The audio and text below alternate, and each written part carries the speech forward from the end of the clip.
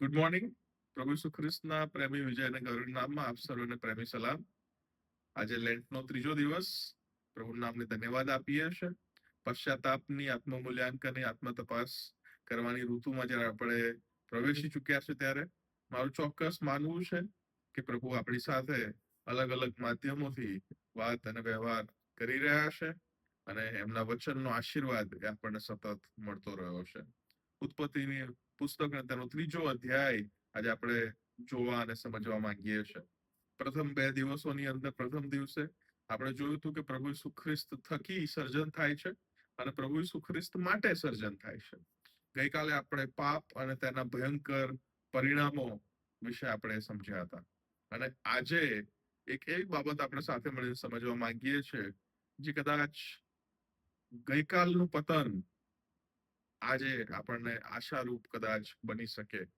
કારણ કે જે ભયંકર પતન અને જે ભયંકર પાપના પરિણામો આપણે ગઈકાલ જોયા હતા એ સાંભળ્યા પછી એવું લાગે કે હવે કઈ રહ્યું છે કે કેમ, શું હવે કઈ છૂટકો છે કે કેમ, શું હવે કોઈ તારણ છે કે કેમ, શું હવે કોઈ છુટકારો છે કે કેમ. એમ લાગે કે બધું પતી ગયું છે. એવું લાગે કે એવા ખાડામાં પડ્યા છે જેમાંથી કદી બહાર નથી નીકળવાના. એવું લાગે કે એવા ભોયરામાં ગયા છે જેનો કોઈ અંત નથી. એવું લાગે કે એવો અંધકાર જીવનમાં આવી ગયો છે કે હવે કોઈ પ્રકાશ નથી. તમારા વાલાઓ, ઉત્પત્તિનું પુસ્તક અને તેનો ત્રીજો અધ્યાય જ મને અને તમને એ આશા, મને અને તમને એ પ્રકાશ અને મને અને તમને એ જીવન તરફ લઈ જાય છે. મેં તમને શરૂઆતથી જ કીધું કે આ આખા અભ્યાસ જે આપણે કરી રહ્યા 40 દિવસનો એનું શીર્ષક છે it was always the cross. એટલે એ શરૂઆતથી જ ઈસુ અને તેનો વધસ્તંભ એ નિયુક્ત થતા અને તે જ ઈશ્વરની યોજના હતી. અને આજે આપણે તેનો સૌ પ્રથમ પુરાવો એ જોવા માંગીએ છીએ. તમે જુઓ, જ્યારે આદમ અને હવાએ પાપ કર્યું અને પાપ આપણે ગઈકાલ સમજ્યા હતા કે કેટલું હિનિયસ અને કેટલું ઊંડું એ પાપ હતું. એ કેવળ કોઈ ઉલ્લંઘન નતો, પણ એ ઉલ્લંઘનની સામે ઈશ્વરની વિરુદ્ધ કરેલો એક બળવો હતો.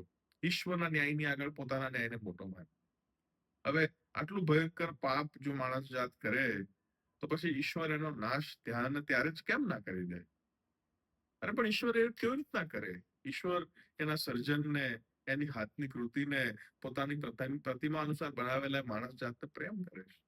અને એટલા માટે મને ને તમને એ ઉત્પત્તિ 3 ની અંદર ઘણી બધી વાર આપણે પાપ અને તેના પરિણામો વિશે જોતા હોઈએ છીએ, પણ આજે આપણે ઈશ્વરની કૃપા એ અધ્યાયમાં જોવા માંગીએ છીએ. તમે જો જુઓ તો એ ફળ ખાધા પછી એ નિયમિત સમયે જેમ પ્રભુ તેઓની મુલાકાત લેતા હતા અને એવી જ રીતના મુલાકાત લે છે. આ લોકોએ તો શું કર્યું હતું? આ લોકોની આંખો ઉઘડી ગઈ હતી. આ લોકોની આંખો કઈ દર્શનથી ઉઘડી નથી. આદમ અને હવાની આંખો કોઈ એનલાઇટનમેન્ટથી ઉઘડી નથી, પણ શરમથી ઉઘડી ગઈ હતી. અને જે થાય છે તે એ કે યહોવા બાપ પેદનવાડીમાં આવીને કહે છે કે આદમ, તું ક્યાં છે? Where are you? અને એ કૃપા નંબર 1, કૃપા નંબર 1. પ્રભુ એ પાપ કર્યા છતાં માણસ જાત સાથે સંચાર કરવાનું, વાતચીત કરવાનું, કોમ્યુનિકેટ કરવાનું મૂકી દેતા નથી. અને એ એક બહુ મોટો આશીર્વાદ છે કે જે આજે હું ને તમે પણ માણી રહ્યા છે. એ સંચાર કરવાનું, વાતચીત કરવાનું પ્રભુએ મૂકી ના દીધું. એટલા માટે આ પ્રભુના વચનો આજે આપણા હાથમાં છે. પ્રભુ આપણી સાથે એમના વચનો થકી વાતચીત કરે છે અને આપણે પ્રભુ સાથે આપણી પ્રાર્થનાઓ થકી વાતચીત કરીએ છીએ. એટલે સંચારનો આશીર્વાદ એ પ્રભુએ અને સંચારની કૃપા એ પ્રભુએ આપણા જીવનમાં એ ચાલુ રાખી. સહેજ આગળ વધતા જો આપણે જોઈએ તો આદમ અને હવા તો એ બ્લેમ ગેમમાં ઉતરી ગયા હતા, હે ને? કે પ્રભુને કહ્યું કે આ તે જે મને સ્ત્રી આપી હતી, એણે મને ફળ આપ્યું અને મેં ખાધું. પણ ત્યાં આપણને ઈશ્વરની બીજી એક કૃપા જોવા મળે છે. ઈશ્વર ત્યાં આગળ બીજું શું કરે છે? એ જે ફિગ લીવ્સ જેને કહેવાય, હે ને, અંજીરના પત્તા એ લોકોએ એના વસ્ત્ર બનાવ્યા હતા, એ કાઢીને ત્યાં આગળ એ ચામડાના વસ્ત્રો એ આદમ અને હવાને પહેરાવે છે. એ પણ એક બહુ મોટો આશીર્વાદ છે.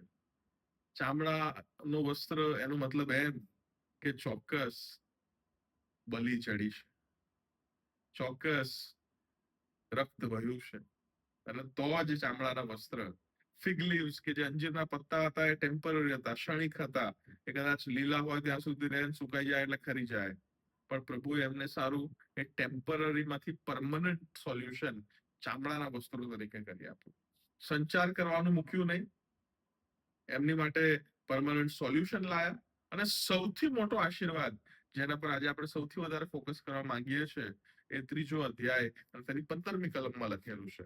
ત્યાં આગળ પ્રભુનું વચન આ પ્રમાણે કહે છે, અને તારી ને સ્ત્રીની વચ્ચે તથા તારા સંતાનની તથા તેના સંતાનની વચ્ચે હું વેર કરાવીશ.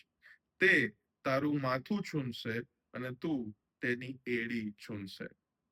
અહીંયા ગાડી આ કલમને થિયોલોજીની ભાષામાં, ઈશ્વર વિદ્યાની ભાષામાં પ્રોટો યુવાંગેલિયન કહેવાય છે. પ્રોટો યુવાંગેલિયન, પ્રોટો યુવાંગેલિયન એટલે પ્રથમ સુવાર્તા. મેં તમને કહ્યું હતું ને કે સુવાર્તા એ કેવળ માથી માર્ક, લુક ને યોહાન નથી.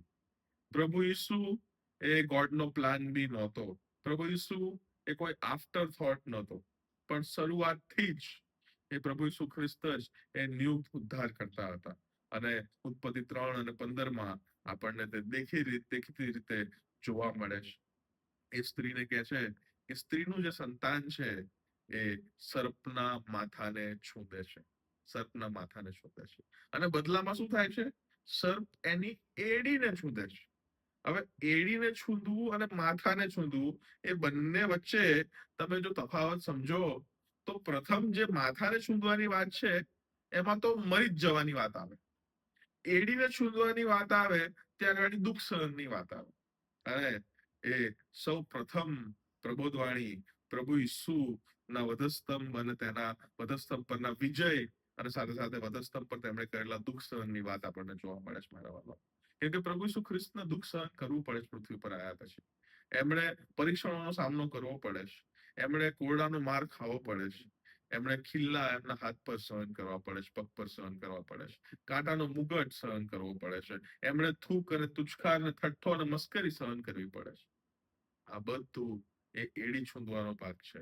પણ એની સામે પ્રભુ ઈસુ જે માર્ગ તમારા માટે કરે છે તે એ કે એ પ્રાચીન સર્પ, એ જેને બાઇબલમાં બેહોમોત, લવાયથાન, શૈતાન, વોટ એવર તમે જે પણ નામ આપો, એ દુષ્ટ, જુઠ્ઠો ને જુઠ્ઠાનો બાપ પ્રભુ ઈસુ વધસ્તંભ પર જવાથી, પાપ રહિત રહેવાથી, ઈશ્વર પિતાની આયોજન અને એમના યોજના, એમના હેતુઓ ઈસુ પોતાના જીવનમાં પૂર્ણ કરવાથી એ સાપનું માથું છૂંદે છે.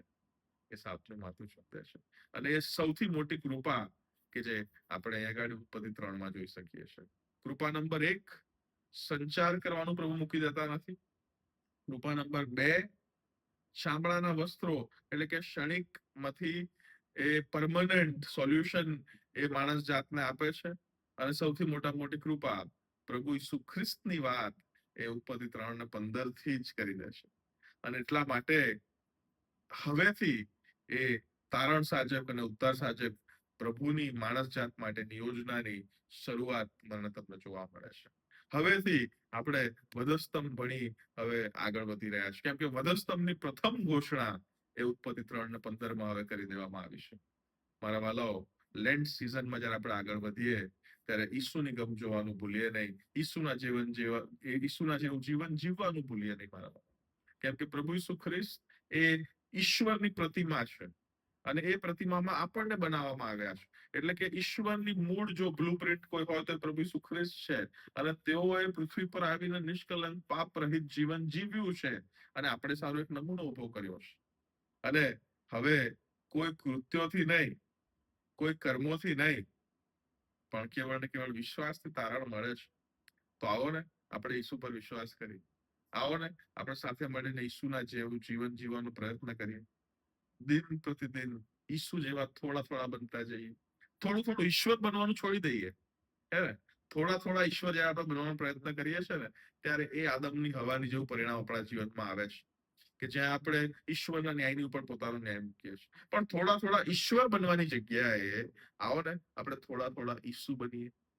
જો ઈસુ જેવું આપણે જીવન જીવીને એમના જેવા આપણે બનીશું, જો આ સ્વનકારની ઋતુમાં સ્વનકાર કરીશું, પશ્ચાતાપની આ ઋતુમાં આપણે પશ્ચાતાપ કરીશું અને વધસ્તંભ ભણી આપણી જો નજર કરીશું તો ચોક્કસ એ વધસ્તંભ પર મને અને તમને મારા અને તમારા પાપો દેખાશે.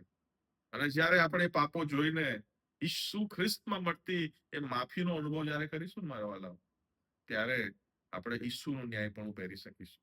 અને એ બાબત વિશે આપણે આગળ જોઈશું.